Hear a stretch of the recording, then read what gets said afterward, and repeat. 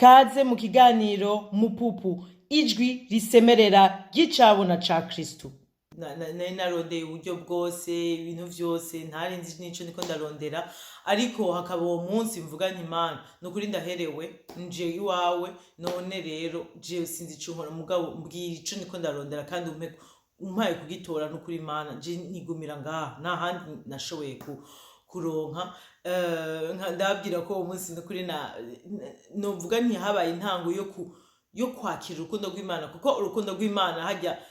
si uko rwari rubaye rushasha uwo munsi, oya urukundo rw'Imana rwamye ruhari gusa runasemerera ngira hendi ngaha Nyakira sivyo ukeneye saba ukeneye, mugabo jewe amatwi yugaye amaso yugaye vyose vyugaye, kubera nari nshaka nari numva umenga noshobora kwigwanirira, urumva uri mu bwibone washaka bwinyegeje,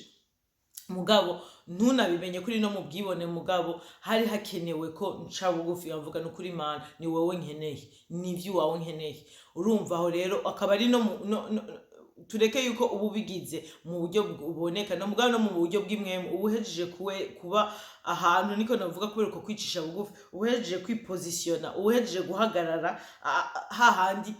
hakoroka ivy'Imana, halleluyaaa, kuko Imana ntikorana n'abibona, ikorana gusa n'abaciye bugufi, n'abayemeye ko ariyo ari vyose, ari ifise vyose, ari ishoboye vyose, halleluyaaa.